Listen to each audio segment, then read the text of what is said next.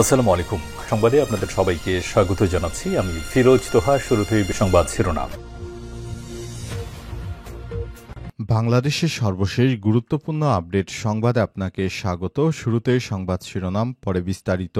প্রথমে জানাব, আগামী নির্বাচনে বিএনপি ক্ষমতায় যাবে বললেন দুলু। বিএনপির কেন্দ্রীয় নির্বাহী কমিটির সদস্য অ্যাডভোকেট এম রুহুল কুদ্দুস তালুকদার দুলু বলেছেন, আগামী জাতীয় সংসদ নির্বাচনে কোনো ষড়যন্ত্রই বিএনপির বিজয়কে ঠেকাতে পারবে না। বিএনপির নেতাকর্মীরা ঐক্যবদ্ধ থাকুন। আমি বিশ্বাস করি আপনারা ঐক্যবদ্ধ হলে বিএনপি গতিশীল হবে এবং ভারপ্রাপ্ত চেয়ারম্যান তারেক রহমান ও তিনবারের সফল সাবেক প্রধানমন্ত্রী বিএনপি চেয়ারপারসন বেগম খালেদা জিয়ার নেতৃত্বে পরিচালিত বিএনপি আগামী দিনে রাষ্ট্রীয় ক্ষমতায় যাবে।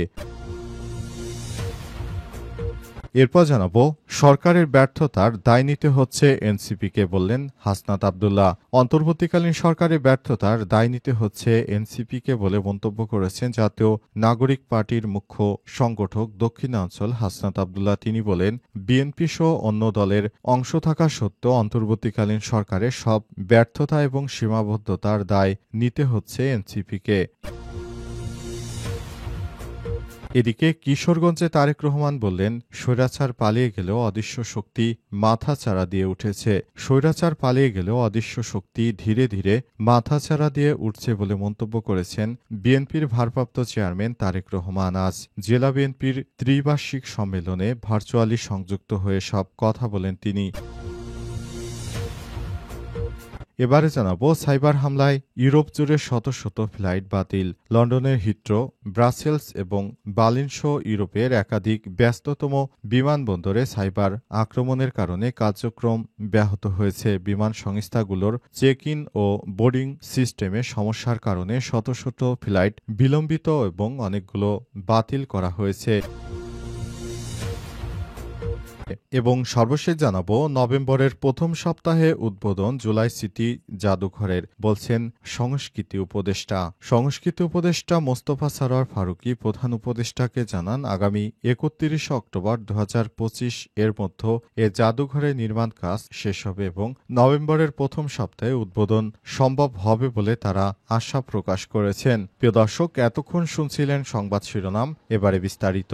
তবে তার আগে বন্ধুরা, অনুরোধ থাকবে এই সংবাদটিতে একটি লাইক দিন। এই চ্যানেলে আপনি নতুন হয়ে থাকলে আমাদের সংবাদটি দেখতে দেখতে চ্যানেলটি সাবস্ক্রাইব করে রাখুন। কমেন্ট করে বন্ধুরা আপনার মূল্যবান মতামত জানিয়ে দিন আপনি বিশ্বের কোন দেশ থেকে বা বাংলাদেশের কোন স্থান থেকে আমাদের সংবাদটি দেখছেন এবং শুনছেন। আর বন্ধুরা, এই সংবাদটি আপনার সোশ্যাল মিডিয়া ফেসবুকে শেয়ার করে বন্ধুদেরও দেখার সুযোগ করে দিন। এবারে বিস্তারিত।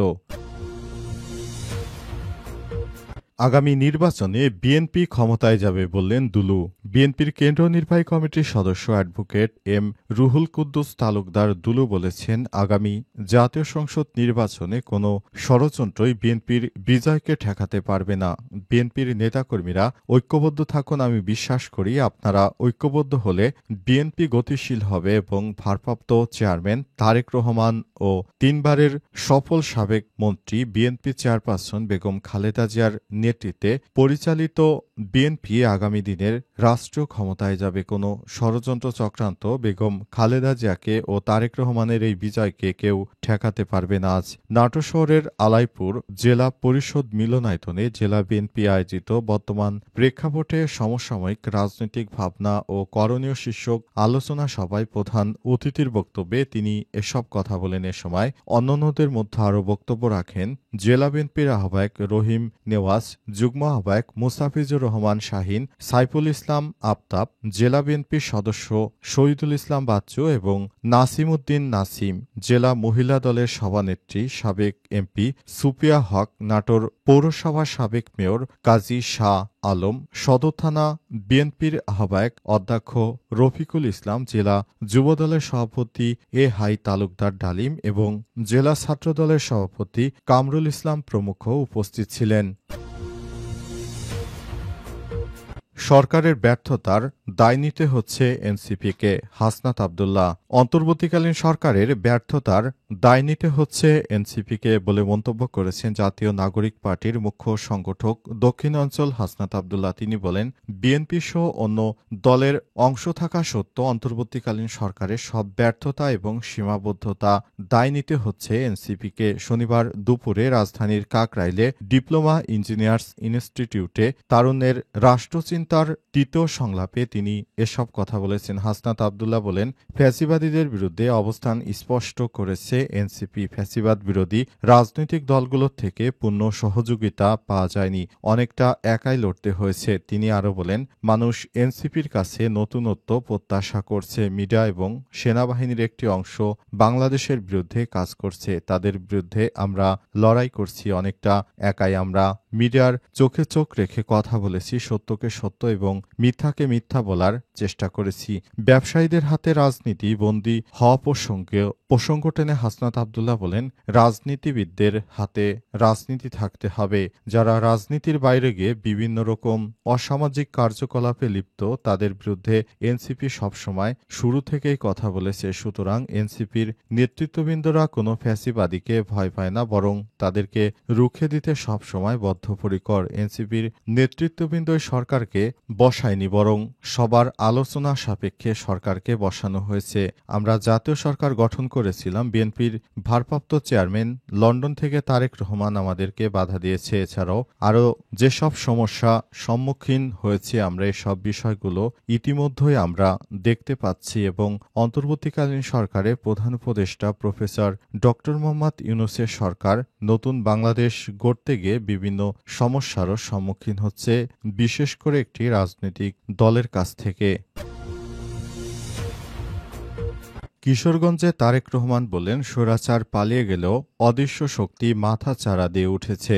স্বৈরাচার পালিয়ে গেলেও অদৃশ্য শক্তি ধীরে ধীরে মাথাচাড়া দিয়ে উঠছে বলে মন্তব্য করেছেন বিএনপির ভারপ্রাপ্ত চেয়ারম্যান তারেক রহমান। আজ কিশোরগঞ্জ জেলা বিএনপির ত্রিবার্ষিক সম্মেলনে ভার্চুয়ালি সংযুক্ত হয়ে সব কথা বলেন তারেক রহমান। তারেক রহমান বলেন, যে কোনো মূল্যে নেতাকর্মীরা ঐক্যবদ্ধ থাকতে হবে। দীর্ঘ 9 বছর পর কিশোরগঞ্জ জেলা বিএনপির সম্মেলন অনুষ্ঠিত হয়। এর আগে 2016 সালের 22শে নভেম্বর কিশোরগঞ্জ জেলা বিএনপির সর্বশেষ সম্মেলন অনুষ্ঠিত হয়। এরপর প্রতিকূল রাজনৈতিক পরিস্থিতিতে আর কোনো সম্মেলন করতে পারেনি দলটি। ছাত্র জনতার আন্দোলনে গত বছর আওয়ামী লীগ সরকারের পতনের পর প্রায় 9 বছর পর এবার সম্মেলনের মাধ্যমে জেলা নেতৃত্ব নির্বাচনের আয়োজন করে বিএনপি 2 পর্বের কিশোরগঞ্জ পুরাতন স্টেডিয়ামে এই অনুষ্ঠান সম্পন্ন হয়। তবে কিশোরগঞ্জ থেকে বিএনপি নেতা ফজলুর রহমানকে এখনও অনুষ্ঠানে দাওয়াত দেওয়া হয়নি। তিনি ঢাকা থেকে কিশোরগঞ্জ গতকাল গিয়েছিলেন আজ অনুষ্ঠানে যোগ দেওয়ার জন্য, কিন্তু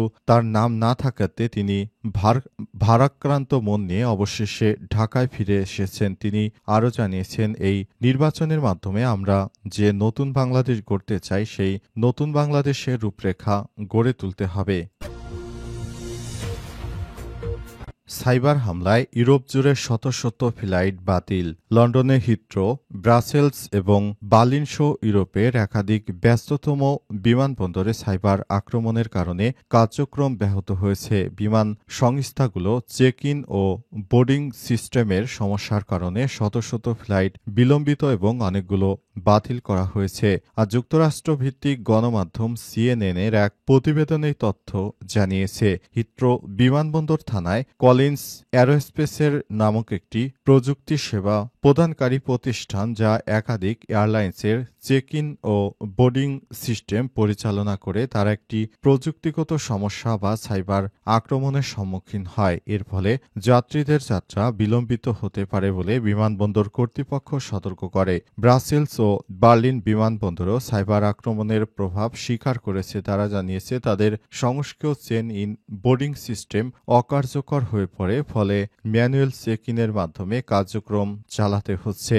সেবা প্রদানকারী প্রতিষ্ঠান কলিন্স অ্যারোস্পেসের মূল কোম্পানি RTX এর এক বিবৃতিতে জানিয়েছে, তারা সাইবার সম্পর্কিত ব্যাঘাত সম্পর্কে অবগত এবং সমস্যাটি যত দ্রুত সম্ভব সমাধানের চেষ্টা করছে। প্রতিষ্ঠানটি আরও জানায়, জানায়, এই সমস্যা শুধু ইলেকট্রনিক্স চেক ইন ও লাগেজ ড্রপ পরিষেবা সীমাবদ্ধ এবং ম্যানুয়াল বিকল্পের মাধ্যমে এর প্রভাব কিছুটা কমানো সম্ভব। ব্রাসেলস বিমানবন্দর এক বিবৃতিতে জানায়, এই আক্রমণের ফলে অনেক ফ্লাইট বিলম্বিত বা বাতিল হয়েছে এবং যাত্রীদের অসুবিধা হচ্ছে।